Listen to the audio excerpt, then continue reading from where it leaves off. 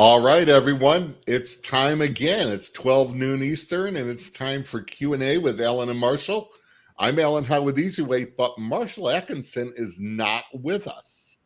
So I have a special co-host I'm real excited about, Mr. Mark Suhadolnik from GSG, application specialist. Mark, how you doing? I'm doing good. Good morning, everyone. And yes, I'm not Marshall today. So yeah. You know what? There's only one Marshall. The world doesn't need two. There's only one Mark. There's only one Alan. We don't need more than that. We can barely handle one Alan, so we don't need that. So if you're listening, chime in. Tell us where you're from. There's some people already coming on. We'll get to them in a little bit. So, Mark, how you been doing down there in Texas? Hot, very hot. Yeah.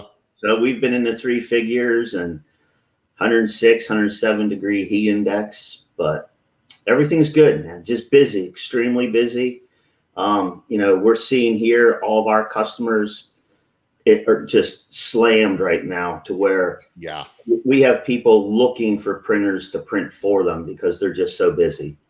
Yeah, we're the same way. I think all over the country it's like that. People are busy, and we're going to talk about it more. There's shortages of everything from employees to product. Yeah. So it's just the world we're in, and hopefully we can help some people try to weather the storm and get through it. Absolutely. All right. Well, we got some people listening. Of course, we got Charles from New Mexico on there. Charles, how you doing? Do you know Charles, Mark? I've not met Charles, but I know Charles from his social media presence. Yeah, Charles. So I think Impressions Fort Worth, you need to be there, and you'd be a good one, Mark, for you to meet. He's a good guy. Of course, Heather from Cave City, Kentucky. We were just talking about you. And, talking good things. It was good things. Yeah, Mark was talking about one of your live broadcasts and how you were just talking. We'll talk about, let's bring that into one discussion on what you were doing. So, yeah, some great stuff. Sarah from Texas says, hi, Mark. That's Sarah from our marketing department. Oh, okay. Hey, Sarah. How you doing? I didn't know that. Matt Woodworth, always listening. Matt, how you doing? Our buddy Josh Wiley from IGG Screenprinting. How you doing, Josh? Of course. Dave Edgars. Hey. How you doing, Dave? Do you know who Dave Edgars is, Mark? Yeah. Yep. Gustav from Uppsala, Sweden. How you doing, Gustav? Joanne Askin. Sweet teas for you from Michigan. Hey, guys. Joanne's from Port Huron, Michigan. Mark met her at the Indianapolis show. Great. And Brian out of Missouri. So thank you, everybody, for listening. Make sure you are sharing this. This is going to be a good show. It's going to be very screen print heavy. Of course, that's where Mark and I run into. So we're probably not going to talk a lot of embroidery. But, yeah, so good. And then, of course, our buddy Richard Greaves. My Michigan clients waiting until September when unemployment benefits reduced. Yeah, anyways. Cindy, how you doing, Cindy? Looks like you had a great time at the Applique event. And look who's there. Hello from an airplane about to tax down, headed to Iowa to plan Shirt Lab stuff for 2022 and 2023. So that's Marshall Atkinson. He's going to spend some time with Tom Round and talking about Shirt Lab. So Marshall always checking in. So awesome. Well, great. Before we get started, Mark, we're glad you're on. You've been on as a guest. That live print segment was awesome. That was fun. That was a great show. But you know what? And Marshall and I are so appreciative of GSG for sponsoring this and what they do. And looking forward to hanging out with them. Looks like we're talking about being in some other shows, and we'll see if that works out. So, but let's go into a little promo. If you don't know who GSG is, Graphic Solutions Group, take a look.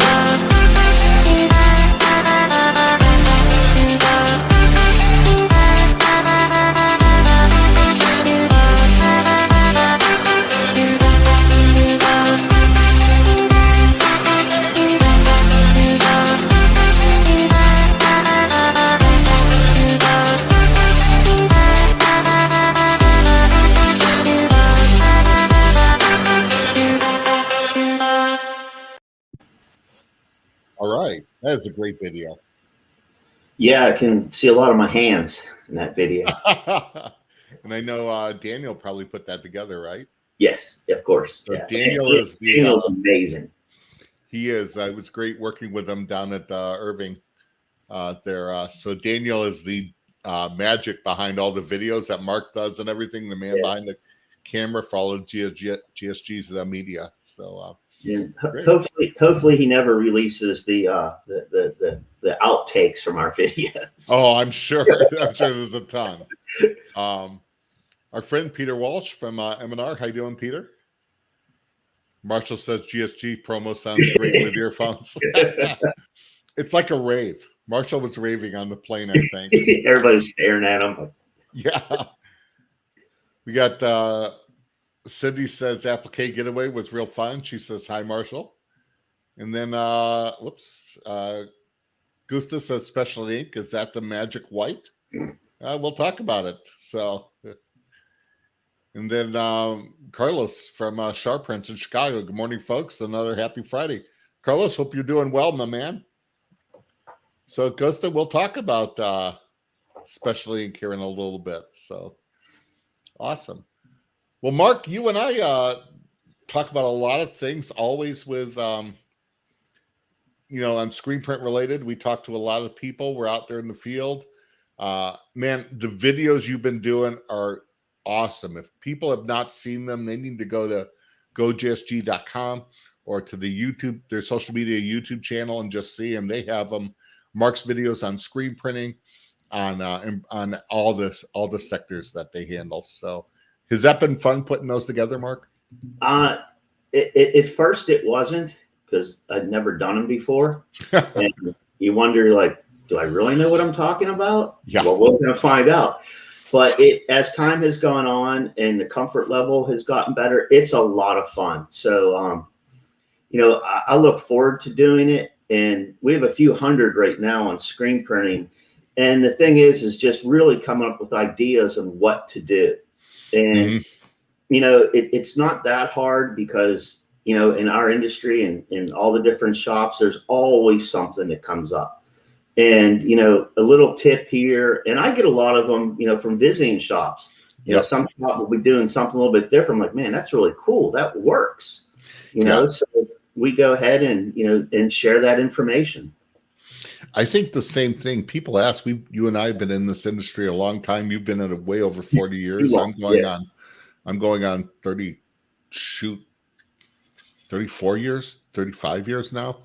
And, most of the stuff I've learned from is from other people, just listening and watching and seeing what's going on.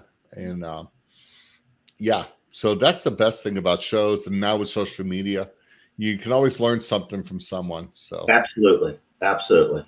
Carlos says, we're good, Alan. Mark, love all the videos from Mark. Thanks, Carlos. Awesome. Cool. Yeah, we have some cool one. We have, I don't know, we try to stay a couple weeks ahead, and as Daniel does editing and then he releases them. Yeah. Y'all got to watch the Crunchy Taco one. That's a great video when we talk about specialty inks. Yeah, I haven't seen that one yet. I want to. Not yet. It's not out yet. Look at this, Rob Coleman. Speaking of old. Really, there's the voice of experience talking right there. There you go. So, yeah, I don't know what he's saying. You're right there with us, man. Rob is with NASTAR, but we've all known each other for a long time. So, man, good to see you, Rob. Thanks for tuning in. So we have a couple things. Rob says, absolutely. You notice Richard Greaves isn't saying a whole lot. He's been doing this longer than all of us. Well, his art show, he's probably ridiculously rich right now. So he's man, that's some great prints. Yeah. I hope you're doing well with that. Yeah. So cool. Well, Mark, some of the things we want to talk about. I mean, you and I talk about this all the time. It's not so much the high technical stuff. It is common mistakes we see over and over. And I was just tapping my desk, and I know it sounded like a drum again. So, there are common printing miscues out there. Do you see that almost the same thing over and over for 30 years? Over and over, the biggest miscue I see, and agree or disagree, it's white ink. Oh, absolutely. This white ink's not good. This white ink's not good. It takes too long to flash. I can't get to clear the screen. Yep. Very rarely do we hear anything on colors. It's always always white. I can't print a good black ink. I'm waiting to hear that one. Yeah. It's not black enough. Yeah. You are exactly right. I mean, one of the things I'm known for is a seminar called Printing Better Whites. Sure, it's probably absolutely not your ink. And I think I did that for 5 years straight. Yep. And I finally had to retire it. I know Impressions asked, they said, that was a great one. People always attended. And, I'll bring it back eventually. But, it's the same thing over and over. It shouldn't be hard. No. It has nothing to do with the ink usually. No, it really doesn't. And what's odd is, our industry is repetitive. So I'm going to be very repetitive right now. Yep. And, Mr. Joe Clark and Mark Coudray have touched on this a million times. Two mentors of mine forever. Oh, yeah. And you did your white seminar. How many white seminars have they done? So this Hundreds. Just didn't come up recently. This has been going on forever. Yep. And it's, the best compliment I ever got on that was, what's from those guys. It is the same fundamental truths over and over and over, repetition. And because there's a whole new group always of printers too. Absolutely. And as Joe would always say, you're controlling your variables. Mm-hmm. Okay, so your white ink is only one aspect of it. Your tension, your mesh count, your stencil, your squeegee, angle, durometer, speed, pressure, flood. So you have 20 things just to print white ink. Yeah. And if you think in 20, so my other seminar I always did was 5 fundamentals of printing. And I brought those out there and just those things. Now I had at the end proper curing of textile. But to just bring them in a pattern where people see that printing is, screen printing, I don't even consider it decoration. It is because you're embellishing something on a garment, but it's manufacturing. Absolutely. And if you miscue step 1, you're going to have problems all the way through. There's no fixing it. It's Band-Aids at best. Right. So Marshall says, why is white ink bumpy? It's made that way.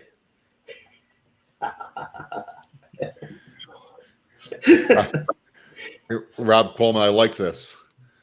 Looks for magic in a can. Guess what? It doesn't exist. Everything Mark and Alan just described plays a role in performance. And that's it. I've actually had, Rob, a customer come up and just ask me how I came up with that seminar. I actually had a client at an Indianapolis show. I was working for another dealer at the time. And he said, all right, what do you guys know that I don't? And he actually thought it's something special that we just don't tell anybody. Oh, yeah. And I looked at him. I go, what do you mean? He goes, I have that press. I use that ink. I have screens. I have this. I have all that. And it's not about the stuff. And I talked to him about, and actually because he had listened, I talked to him about him in the shop before. But, they expect, you want the good white ink where you open it and, here it prints itself. It's amazing. I actually do that in seminar. Everything's rainbows and stuff like that, and it just pretty much prints itself. But I told this guy, I said, look, it's not about the ink. And he got mad. I said, do you want to listen? I said, everything here is all about it. I said, here's what you won't see. You won't see an unlevel press at the show. You won't see crappy tension at a show. Mm-hmm. You won't see screens that are coated poorly at a show. You won't see dull squeegees at a show. And he goes, yeah, man, but that's your business and stuff. I have to do that. And I looked at him and I go, yeah, that's your business. There you go. And I said, that's why. It has nothing to do with the ink. Now it does in the sense of it makes all when you say there's so many whites out there, you start realizing when you have all those variables dialed in why there are a bunch of them. Now you can pick and choose which ones are better for you in that application. Right. But yeah, and I think that's common miscue that they think it's the ink where they're not looking at the process. Well, and part of the process, we talked about this earlier, and not manufacturer specific, but every ink manufacturer has a product information bulletin or a technical data sheet that goes with that product. And on it, it gives you the main suggestions: mesh counts, flash time, temperature, squeegee durometer, and what you should use if you need to modify the ink. Right. So the information's out there. And, me throughout the past, I don't even know how many years anymore, is, I've printed every white out there. And, you have certain whites for certain applications, but it all comes down to your parameters. If you have a 6-year-old, machine and 6-year-old squeegees and they've never been sharpened, or you've never changed the durometer. One of the things is especially with white inks, look into different durometers, look into triple durometer. They help you out so much in printing with far less pressure. Absolutely. Marshall and I had the conversation. I don't want to go into your shop and see everything you printed on the pallets. Yeah. If you're printing it on the pallets, you're driving that ink way through there. You have dull squeegees and your pressure's way too high. Right. And there's a reason for that. I also said too, especially when I was selling emulsion and working for an emulsion manufacturer, I actually put this in an article I did with impressions called The Small Things. And actually said in paragraph number 1, I said all emulsions work.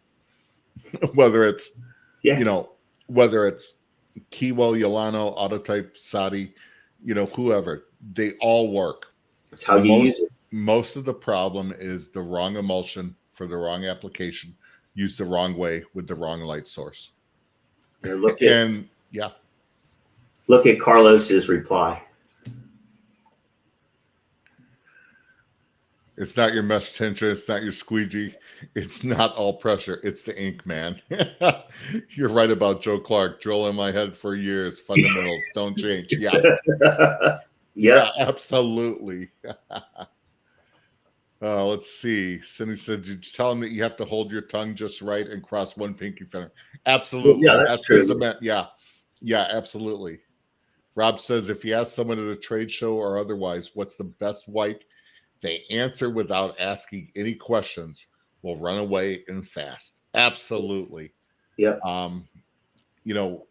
When people say, what's the best white, they're all good. The one that works for you. Yeah. That tells me, what are your problems? What are you looking for? Yeah.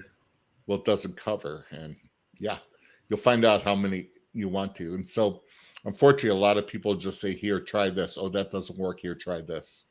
So, and fortunately and unfortunately in our industry, a lot of it is trial and error.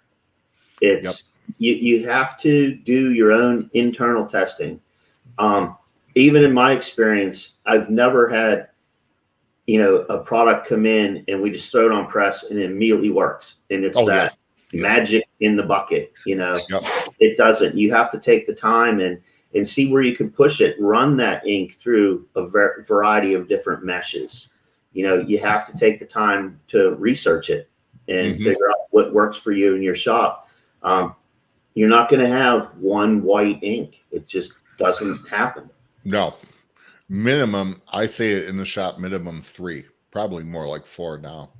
Yeah. Oh, yeah. Yeah.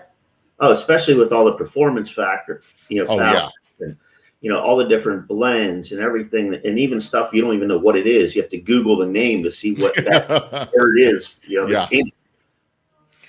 and it's not just is it polyester and performance. Most people, performance has stretch in it, and you get things with rayon in it. They start losing shape and become unstable at 300 degrees.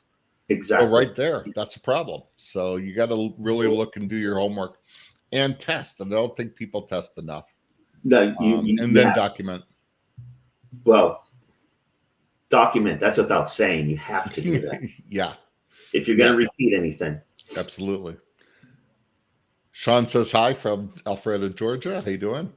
Frank from SNS. How you doing, Frank? Thanks for watching on there. So what other miscues do you see? White ink is always the most common, and it's usually never the ink we know. Actually, working too fast. Yeah. You know, rushing and hurrying, and you know that's one of the things. Or you know, just if you don't have time. And I used to be that person where you run around, and now no, I approach it relaxed, stress free. Yep. You know, you're going to get it done. You've been doing it for a long time. Mm-hmm. You know, just do it. You know, the hurrying is where mistakes are made, whether that's in the screen room, on press, post press. You know, even when you're packing shirts. Yep. You know, you'll see people rattle through them, and just slow the pace down a little bit. Yep, I agree. You know, we're in such a hurry to get everything done. You've saved nothing when you have to redo it. No, you don't. No, you don't. Or the shirts are miscounted, and right, it's a problem. Absolutely. You know, I see a lot of there's a pet peeve of mine is standing around. What are you waiting on? We're waiting on shirts. Okay, the press is set up, it's approved, it's ready to go. Why aren't the shirts there? Yeah. That comes to something I know you and Marshall talked about of packing, of kit packing, of getting things. Oh yeah, yeah. Yep. You know, it's just staging. It's just getting in it, get ahead of the game. And you know what? Everybody says on shops too that I don't have time to do that. Here's my thing. You make time for the things that are important. Exactly. If your business is important, take the time. Get caught up, start exposing your screens and having those ready for the next day. Make sure the shirts are pulled and they're staged. And if you don't have them, all of them, then yeah, you got to find out why. And why was that job customer not called and said, hey, we don't have all the product. Right.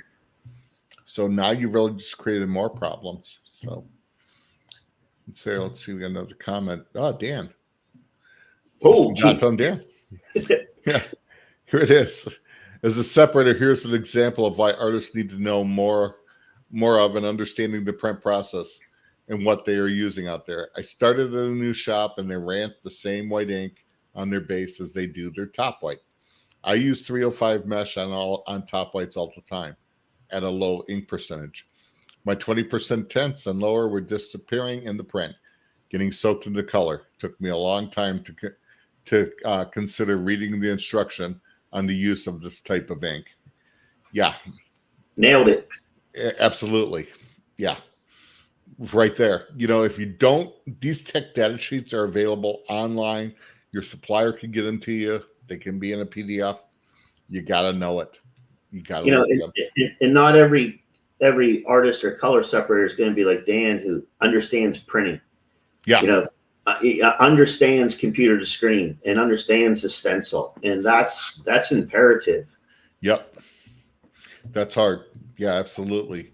You know, the other problem without reading the tech data sheet is, Mark, you've seen ghosting and transferring of shirts. Oh yeah, absolutely. I think on there, when they use a low bleed white and it's always on a stone wash, an acid wash, or a comfort color, something that's re-dyed, and you have to look. Not all of your standard low bleed whites are designed for that. They will cause what's called a humectant as they're stacked there with the heat and cause the ghosting and transferring. And you've got to check and make sure. And how do you spell that? What's that? Humectant. How do you? Humectant. I learned that from Mr. Rob Coleman. There you go. Simon Clifford says, sorry, driving. Morning, guys. Simon from Techmar. But of course, he's texting. Please don't do that. But good morning, Simon. So awesome. Well, let's we could spend hours on miscues. Oh, absolutely. Everybody listening, let us know what you think. These are some great comments already. Thank you so much. Let us know what your miscues are. What are the problems you're having? Let's see what we are. Because remember, this is Q&A. Mark and I can talk like this all the time when we do on the phone too much. usually at night. Yeah, It's like we don't have a life. yeah, Mark's exactly. out there barbecuing and smoking stuff, but anyway, so when I say smoking stuff, he is a smoker and meats and stuff on Several. there. Several, yeah. So yeah, so Rob wants to talk about supply chain. It says, but here we go. No more JIT, just in time. And here's what Mark said. What do we want to talk about? Supply chain, right there. What do you think? No more just in time. Yep. And you know what? To touch on what you briefly, what we talked about before the show, when I said Heather, did that amazing Facebook post to her customers and everyone about, if you need shirts, don't wait 2 days before the event, because she's having to source them from multiple warehouses around the country. And if she has to get something from California shipped to Kentucky, it's going to be 4 or 5 days. Yeah. Giving the customer the heads up that we have shortages right now, whether it's in ink, whether it's in garments, that, the screen print shop is going to need a little more time, Yep. to service their customer. I thought that was amazing. That was great. It was a great job Heather did. So Heather, that's what we were talking about. We're talking about Heather Streibel from Cave City, who's listening. And I thought that was a great Facebook Live. Yeah, it was great. Peter Walsh just said we were talking. He's back on White Ink. Said we did a NASDAQ customer seminar to help manual printers choose the best white ink, where we had 6 screens set up on a Sidewinder press. Screen 1, screen set up with wrong off contact. Result, bad print equals bad ink. Screen number 2, screen had too high a mesh count. Result, bad print equals bad ink. Screen number 3 had low tension. Result, bad print equals bad ink. Absolutely right. Screen number 4, screen had no EOM. That's emulsion over mesh on the shirt side. Result, bad print equals bad ink. And screen number 5, tried to print with a dull or too soft squeegee. Result, same thing is going to be. I can't see the rest of it, but yeah, that's exactly it. Well said. Well, we're done. Peter just summed this up. Thank you, everybody. Have a great weekend, and we'll talk to you later. Peter, No, that was awesome. Yeah, that's exactly it. And this is what we talk about. It's not your ink; it's everything else. Yep. So, Richard Greaves, how much should I charge for printing on the platen on the inside of a shirt? Asking for a friend. Absolutely. Well, now that shirt is reversible, I would at least upcharge another 75%. Oh yeah, because it's a double print. Yeah. There you go. Yeah. And what we're talking about, everybody, is that if you're printing and you're having trouble getting opacity and you're double and triple hitting it, and you finally get that good print, but all of a sudden you see that print just as good on the platen or on the inside of your shirt, you got problems. Right. It's going to be tension, proper coating, proper squeegee angle, pressure, sharpness would be the first 3 I go to, and should never be. The ink needs to be on top of the shirt is what we're looking for. So Heather says, thanks, no problem. Frank says, amen. Charles Juros, screen number 6, screen with correct off contact, mesh count, tension, EOM, and squeegee. Results, great print, great ink. Of course, it was the same ink in every screen. Absolutely. Yeah. Yeah, well said, Charles. Ink, the last in the process, first blame. Absolutely. Yep, 100%. Charles says that's special printing, Richard. 2 times the price. Absolutely. Charles gets it. He does. So, yeah, he gets it. So we're back to no more JIT. That's what Frank's talking about. And I love what Heather said. Yeah, you've got to give these people time. And you know what I loved about Heather's Facebook Live is she's communicating with her clientele. Yeah, she's being honest and upfront. Yeah. Because whether it's GSG with ink or chemical and stuff like that, Easy Way, a shirt supplier, SNS, you've got to this is the world we're in and where we're at right now. And you've got to let your clients know I know for our dealers, we like to ship out. We normally, when things are all good, we're shipping out that week. Oh The yeah. orders that we're shipping on that week, and just can't do it now. We're trying to, we want to, but yeah, and everybody's been great. But we're trying to communicate very much with our dealers. So Sorry, I just read Simon's. Best quote ever heard at a trade show was, "It's not science, it's just paint on a shirt." Absolutely. And that person's out of business now. I'm sure. Not he should be.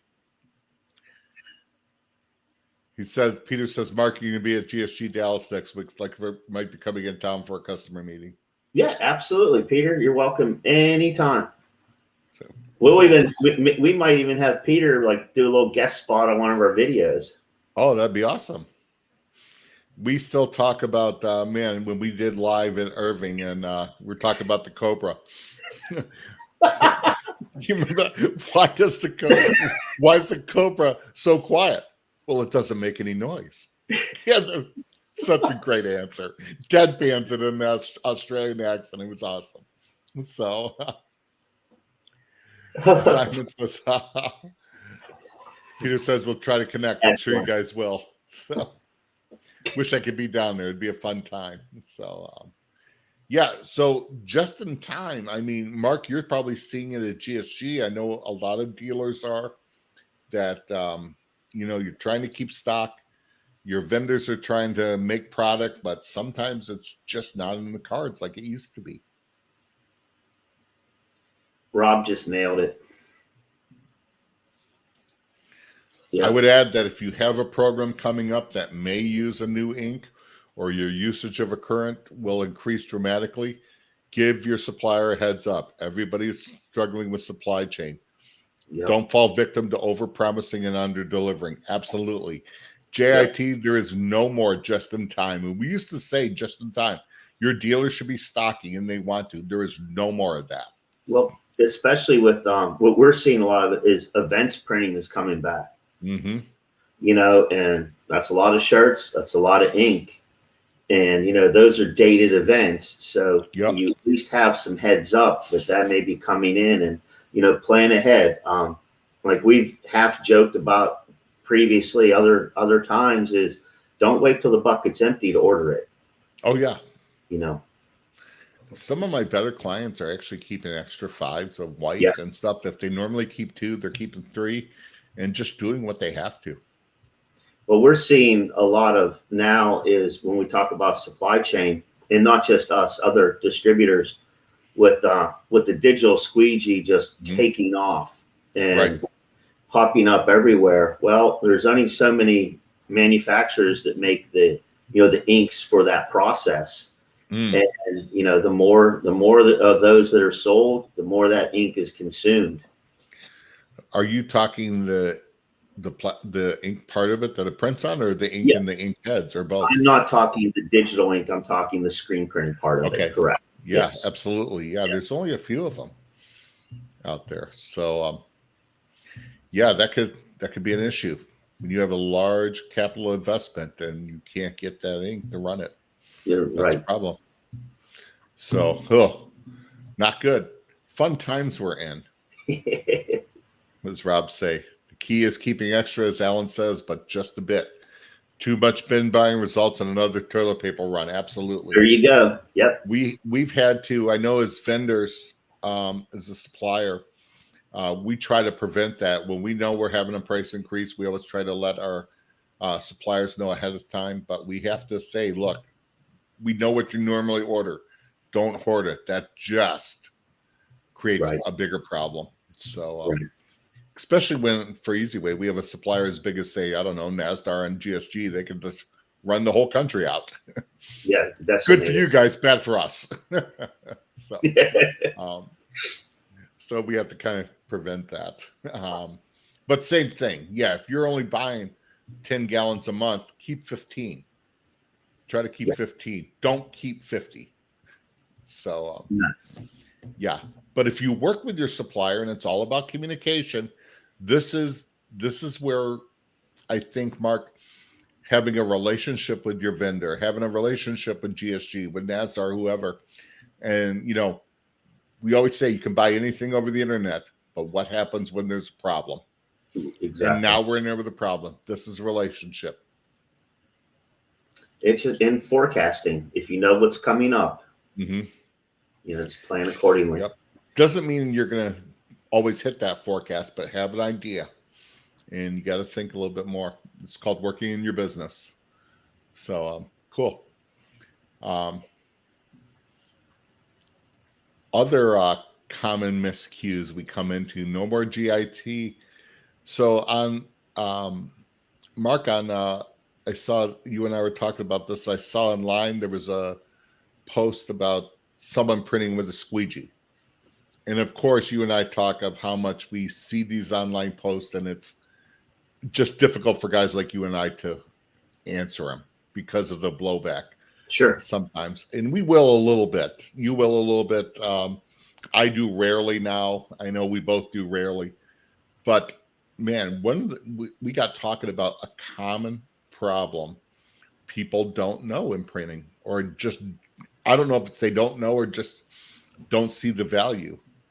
And that's proper squeegee angle, whether it's manual or automatic. Absolutely. It's, on an auto, they're adjustable for a reason. You're going to run different angles depending on what you're printing. For years, it was like, more angle will lay down more ink, or, a slower speed and more pressure will lay down more, which is pretty much the opposite. Less angle for the most part is better because you're using the edge of the squeegee. And you need to have sharp squeegees. You're using the edge. Let the squeegee do what it's supposed to do. You want to, just shear the ink through and lay it down, not drive it into the garment. I remember Richard Grief's telling me when he was consulting in a big shop in Florida, I think it was Harlequin at the time. And Richard, you're listening, correct me if I'm wrong. But an ink manufacturer sent him an ink, and he started trying it and says, I'm having trouble getting coverage. And they told him, well, you need to slow it down and hit it twice. He goes, why would I slow down my automatic? Why do I have that? Readjust your ink. If I have to slow it down, then it's dead to me. And I see that with people that when they are laying that squeegee over and they're not shearing their ink, we're back down into where they're driving it through. They're, if someone has taken my Printing Better Whites class, what's the one thing that I always say, and I repeat it over and over and over? Plastisol is not to be pushed. It's to be sheared. Correct. Over and over. And shearing is cutting. And that does with the sharp edge of a squeegee. Remember the bullnose squeegees we used to use back in the day with puffing and stuff? Yeah. And so what that is, everybody, that's actually a rounded squeegee. And then, we had no tension. We had nothing back then. To lay big deposits, you would use a round bullnose squeegee on a soft pallet. And you want to control your deposit by your squeegee durometer, not necessarily your pressures and your speed. A softer squeegee durometer is going to lay down more ink than a harder squeegee durometer. I'm a huge fan of triple durometers. That's pretty much what I run on a standard. My white inks, I'm running a 60-90-60. My colors, 70-90 70s, and I'm letting the squeegee do the printing. Let it do what its job is. And it's not to just go up to the press, just more pressure. Yeah. Then you end up with the special effects print on the inside of the shirt. Charging double. Yeah, there you go. Yeah. I agree. And I love triple durometers. And I think people don't realize the value of having a couple of them, whether it's a 60-90-60, a 70-90-70, an 80-90-80, or even a 75-90-75 on there. Allows you to get that softness, that desired durometer without having that squeegee bend over. In my last shop, I had 16 autos. So I had a ton of people that weren't very well versed in screen printing. So what we would do is we'd take squeegee material and cut it into a square, mount it on a board, and actually above, they didn't need to know what the durometer was. They Right. needed to know what to use that color squeegee for. So Yep. if it was white ink, it was this color squeegee. Yep. Top colors, this color squeegee. If it was glitter, shimmers, high density clear, thermaline clear, it was this color squeegee. And it's just made it very easy to react. Where my press operators, they didn't really need to know any of the science or anything behind it. They just knew if we were printing this, we used that. Yep. Real simple way of communicating it. And now we're back to, I agree 100% with that, but now we're back to having a relationship with your supplier. Absolutely. Because not every squeegee, it's not that a yellow squeegee is 70 durometer with one company as it is another brand, another. Depends on the manufacturer. Yeah, so you have to know that. You can't say, well, I just used the green one. Well, what does that mean? Is it Femore? Is it Pliger? Is it, yeah, who knows? I don't know. I bought it on eBay. Yeah, great. Then we don't even know what the durometer is probably half the time. So, you get cheap squeegee, you're going to have some bad prints. And this is it's almost corny in a way, but how a screen print shop is no different than a restaurant. It all comes in, and we could get on that subject forever. But, restaurant, kitchen, clean knives, sharp knives, screen print shop, sharp squeegees, clean squeegees. Yeah. I see, I go into shops and there's 40 squeegees all covered in ink. I'm like, why don't you clean them? Well, we're going to use that color again. Oh. We're using the lint and the dead yellow jackets that are attached to it. And you'll want to clean them. It's just as soon as they're done, clean them off. And I get it. You think it's saving time? It's really not. Because when you go to clean that squeegee that's sitting on top of a dryer that is radiating heat and it's curing that ink that's on top, that's sitting on that squeegee, you're better off to clean it than to just leave it sit. Well, we also think Plastisol, because it's not a solvent-based, in graphic printing, with solvent-based inks and UVs with the photo initiators, they actually have their squeegees and they have a time where it's called resting the squeegee. Oh, yeah. So all the solvents and stuff evaporate out. What I remember, again, the late Joe Clark, we're going to give him kudos a lot on this, taught me, as he said, plasticides can get into squeegees and still cause that swelling, and they don't evaporate. And they do. So you don't want to keep ink on the squeegee. If you really want to do it correctly, clean them off, take care of them. And then, Mark, I think a lot of people don't have extra squeegees, and they need to. Sure. Have a couple extra out there, another set for their automatic, another set for their manual, and have them there so they can be swapping them out and taking care of them. And especially if you're doing large runs, you have their pallets are getting hot, just the shearing, the squeegee working back and forth. The squeegees get softer as you're running. Yep. So you're 3,000 prints in and you're seeing you need more pressure. You see that squeegee just starts doing an L and starts bending down. So you have to, and when your squeegees get to that point, like you said, that's where the rest period comes in. Yep. You have to let them sit. Yep. And it's easy now with most automatics. It's pretty easy to change the squeegee and flood. Oh, yeah, absolutely. Super fast. Yeah, super fast. You have them there sitting there and you do it. Squeegees are so important, and it's one of the most forgotten about. And like I said, you can keep them sharp. To get a good sharpener is not expensive. But also, too, squeegee material is not expensive in the long run. You can buy a roll of it, and it'll make 9 16-inch long squeegees. So, you have one automatic, change your squeegees out. Mark, when people always ask, how often do I change my squeegees? I said at the minimum, twice a year. Yeah. And I always tell people, do it during the time change. Set your clocks back, change the batteries in your smoke alarm, change your squeegees out. If you have to put it on the calendar, do it then.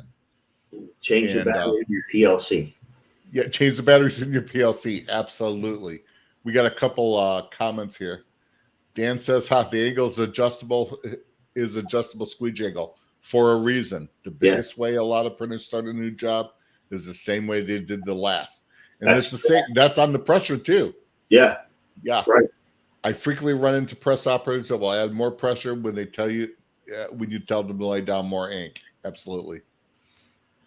If you replace 40 squeegees, you could pay for a sharpener. Absolutely. Yep. And I think also with sharpeners, that's just not a Band-Aid. You have to remember that sharpeners are to sharpen, not to just increase life, because if that squeegee starts getting smaller, now you're really adjusting. And then you're actually changing almost the durometer and the way it flexes. Well, depending on the manufacturer, they have that trim line on it. Yep. Like don't sharpen it below that line because now it's really affecting your pressure. Yep, absolutely. Absolutely. Yeah, squeegee. So yeah, highly forgotten. Needs to be always talked about more. Well, let's hit one more subject. What do you think? Sure. And keep the comments coming, man. This has been good. This is I did this just for you. This is where you live. I think I've said it before. You and Lawn Winners have made specialty ink and specialty printing not scary. It's not. It's go ahead. Why do you think, man, it's not used enough? And I'll give you my opinion when you're done. I don't like to use afraid, but I think people are a little bit afraid of it because it's, when we talk specialty, there's so many specialties out there. Yeah, you're going to require different meshes. You're doing glitters, so you may need a 60 or a 40 mesh, which may change your emulsion you use. It's going to change your coating technique. It's going to change your exposure times. When you get into high density, and if you're using, films, or you're using, like the thick emulsion, again, your exposure time, your mesh counts, it may take 20 minutes to wash the screen out, not 30 seconds. Absolutely. It's going to require definitely different squeegee durometers, absolutely different squeegee angles. So it kind of throws a little wrench into the cog of what you're doing. But again, there's so much information from the manufacturers on how to do it that, or I see a lot of times people like, oh, I didn't even know that was available. Right. But there's a lot of different things out there. Like we see, it goes peaks and valleys. Like high density was huge for a while, then it went away, then it came back, and now, like nowadays, puff ink is crazy. Everybody's printing puff. Yeah, we didn't see it for a long time. And then you look at the fall. Well, I shouldn't say just the fall. If you're doing like sports printing or hot market, NFL, Major League Baseball, you're going to have silver shimmer. You're going to have gold shimmer or gold metallic or silver metallic, especially for like Super Bowl, things like that. So, if you're targeting and you want to do that type of work, you got to get yourself prepared with learning how to use the inks that they're going to require.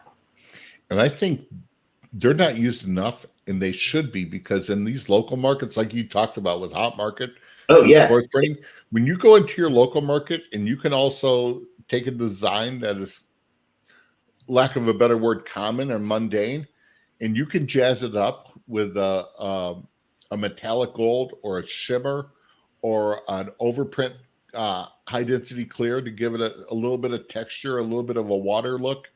Man, you have now set yourself apart in your market.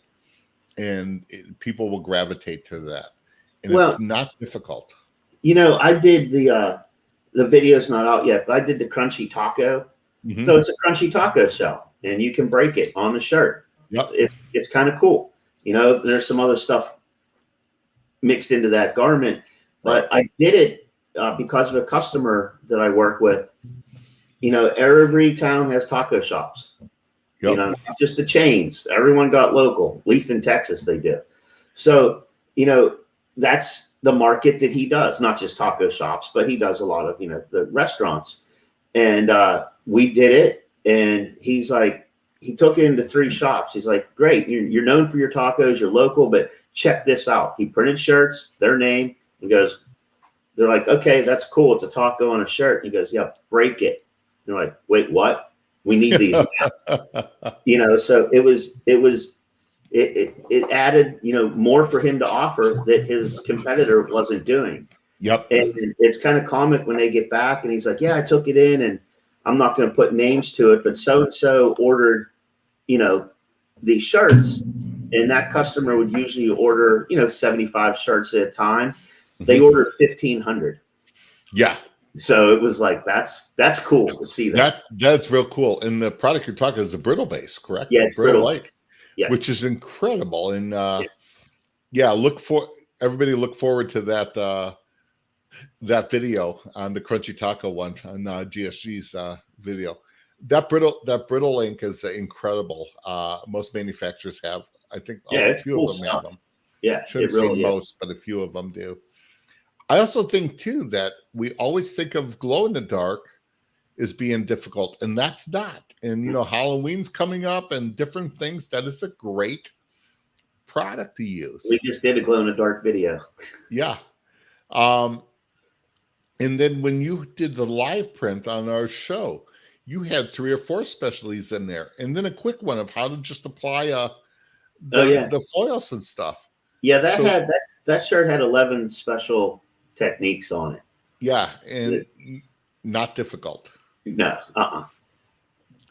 Look at this. Hurley says we print glow in the dark all the time. Hurley's all over it. Up there in Canada, they're all over it. So glow in the dark's awesome, but overlooked. Yeah.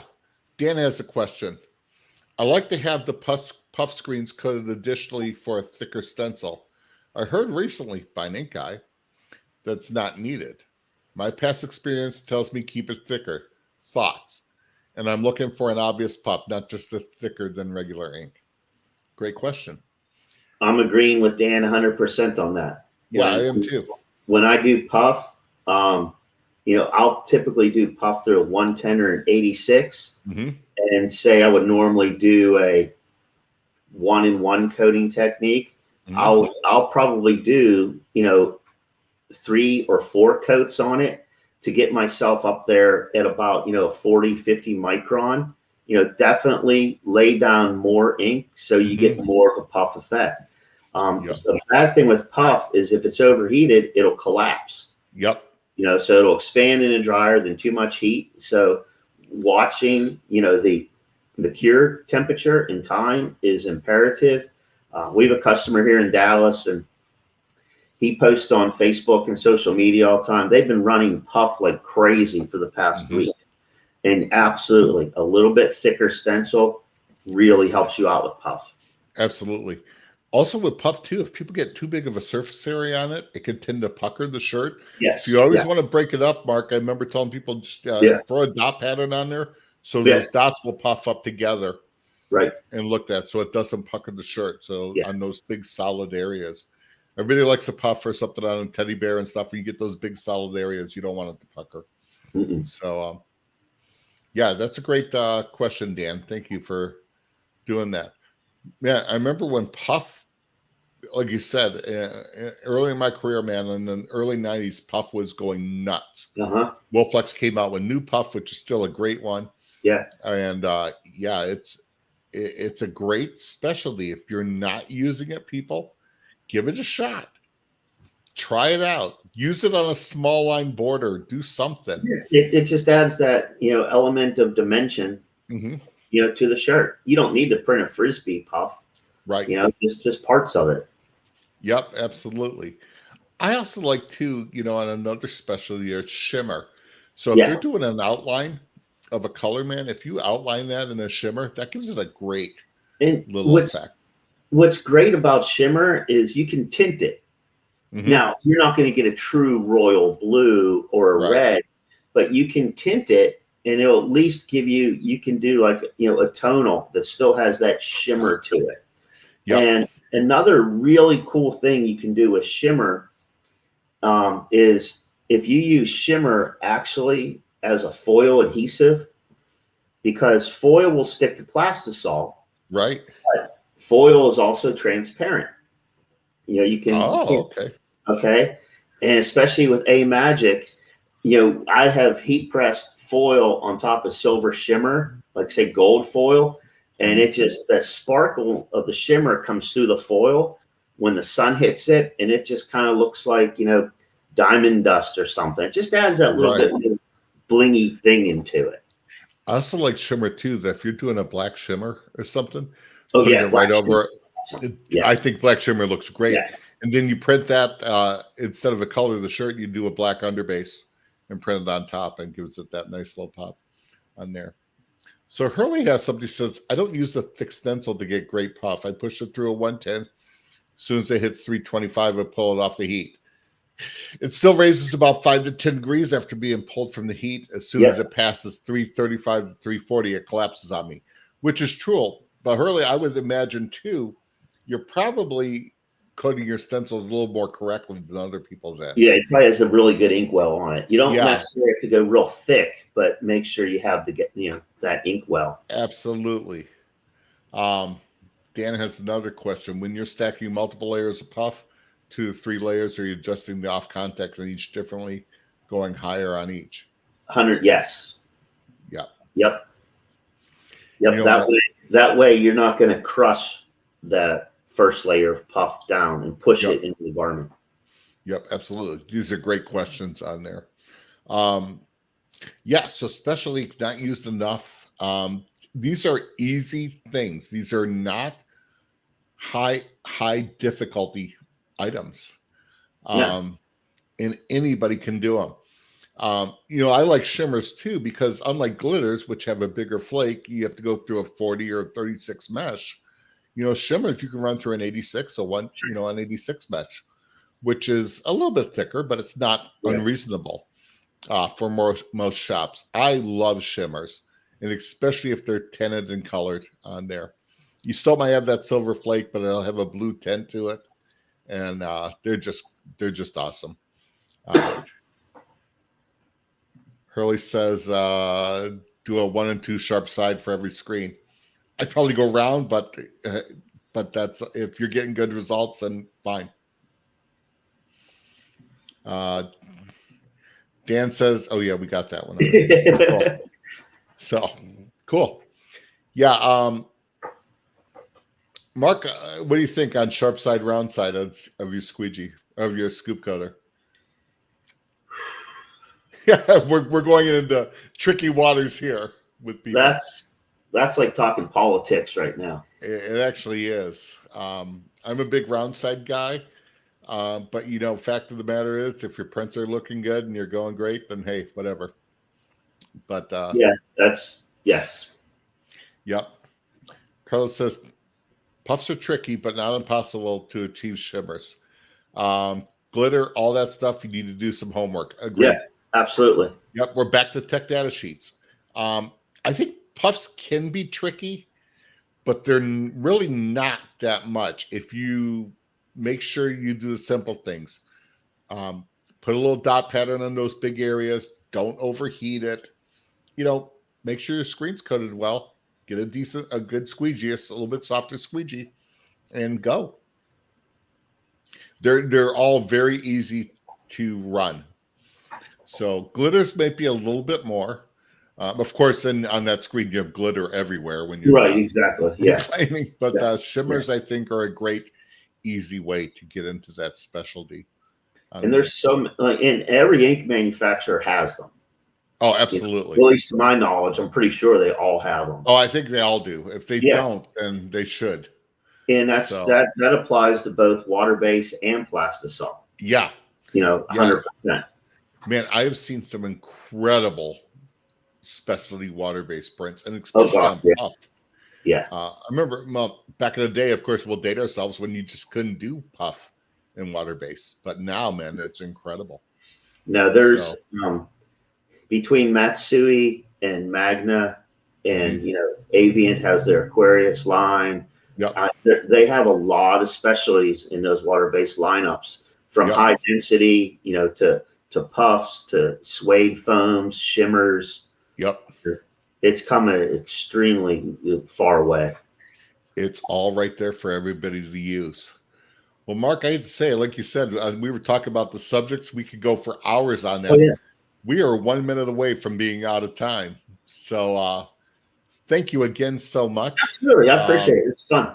Yeah, I appreciate you stopping in and helping us out with Marshall gone, always finding a co-host. If you need to reach Mark, you can always go see GSG, our sponsor, at www.gogsg.com. If you need, I would love to. If you have any other questions, any other things, just get a hold of me at Alan Howe. Where it's mine right there. Ahow at easyway.com. And then, of course, Marshall, it's right there at marshallatkinson.com. Oh, we got a bunch of things. Hold on. Rob says, thanks, Mark. Hurley said, we just did some staff shirts last night with glow ink through a 160. Nice. Awesome. I love the fact that he's doing that stuff. That's awesome. Oh, exactly. Fairly. Oh, man. I think, Fairly, where are you located? Are you in Indonesia? Yeah, I was going to say. How you doing, man? Rob, thanks a lot. And Alan, of course. Always second. That's a thing between Rob and I. Always. So he's awesome. Cindy, thanks a lot for doing that. Dan, thanks for being there. Hurley, thank you so much. Carlos. Fairly says very fine. So Pete says, Pete Babcock says, great show, guys. Everybody, thank you so much for joining in, for the questions and your support. You can always find this. Go to YouTube and see all the replays. Now you can also go on Spotify and check out your just the audio portions are going to be uploaded. So check that out. Make sure you share this. We'll see you next week. And actually, Mark, I think we have Madeira thread on next week. Really? Yeah. So embroidery. Yeah. So this ought to be interesting. You know what I know about embroidery? That machine's running. Keep your fingers out of the needle. So that's about it. So, but we're going to get out of our comfort zone. We're going to talk embroidery with Madeira. So it should be fine. So we're going to have Liz on watching to make sure we do it all right from GSG. Oh, yes, you do. Yes. So great. All right, everybody. Thanks a lot. You have a great weekend. And wherever you are in the world, because we now have international listeners, have a great weekend. Thank you so much. Use some specialty inks. Work in your business, but don't forget the rest. Yep. We'll talk to you later. Have a great weekend. We'll see you. Bye-bye.